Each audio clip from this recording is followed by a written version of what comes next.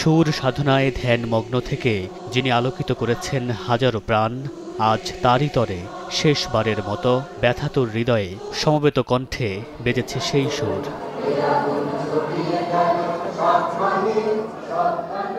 এই প্রাঙ্গণেই কাটিয়েছেন সৃষ্টিমুখর কত অনিন্দক্ষণ, নিজেকে উজাড় করে দিয়ে জ্বালিয়েছেন প্রগতির শিখা। তাই তো তার বিদায়ে শোকের মাতম নয়, কেবল ফুল আর সুরের শ্রদ্ধা। এই শূন্যতা আসলে পূর্ণ হবার না, কখনোই হবে না।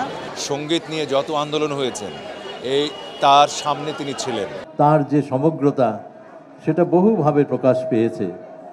ছায়ানট একটা প্রাতিষ্ঠানিক, তার একটা রূপ আছে, কিন্তু এর অন্তরাত্মাটা ছিলেন সঞ্জিদা খাতুন। তাকে হারিয়ে শোকস্তব্ধ স্বজন, শুভাকাঙ্ক্ষী আর সহযোদ্ধারা, তাই শোক প্রকাশের যেন ভাষা নেই মুখে।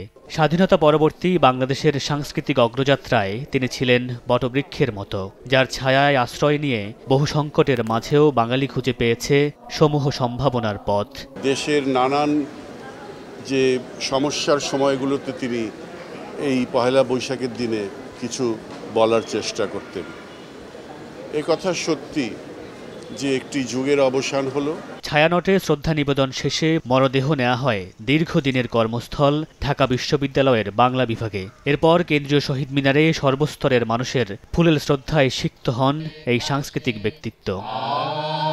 স্থির প্রত্যয়ের যাত্রী তিনি, গভীর শূন্যতার দাগ কেটে অসীমের পানে ভাসিয়েছেন তরি। যাবার আগে চিকিৎসা শাস্ত্রের উৎকর্ষে মরণোত্তর দেহদান করে গেছেন বাঙালির এই অগ্রগামী পথিক। মামুনুর রশীদ পনেল, সময় সংবাদ, ঢাকা।